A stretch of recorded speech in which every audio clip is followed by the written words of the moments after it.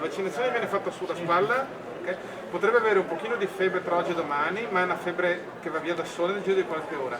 È operativo al Palexpo di Marghera, l'hub di riferimento per la campagna vaccinale dell'ULS 3, il più grande del Veneto. Poi ha questa capacità di essere baricentrico nell'azienda ULS 3, perché Venezia è di qua, Mestre di là, Elettroterra di Milano Dolo dall'altra parte, la Romea è a Tiro per Chioggia, per noi diventa ed è sempre stato pensato come l'hub di riferimento.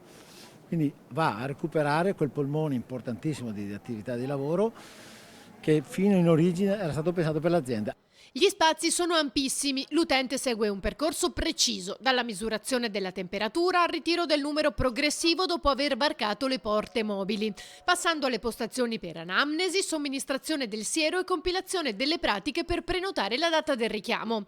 È aperto 12 ore, l'obiettivo è di arrivare a 6.000 dosi al giorno, ma tutto dipende dalle forniture. Le forniture, almeno per noi, stanno garantendo naturalmente sia le dosi di richiamo che una discreta potenzialità per quanto riguarda le prime dosi.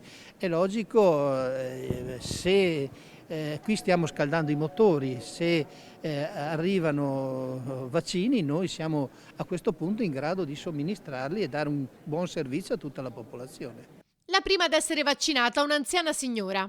La prima sensazione l'ho avuta io, che sono stato contento di vedere una persona motivata, che è venuta presto, contenta di fare la vaccinazione e diciamo, orgogliosa del suo bigliettino con scritto numero 1, e lei ha aperto il centro ufficialmente.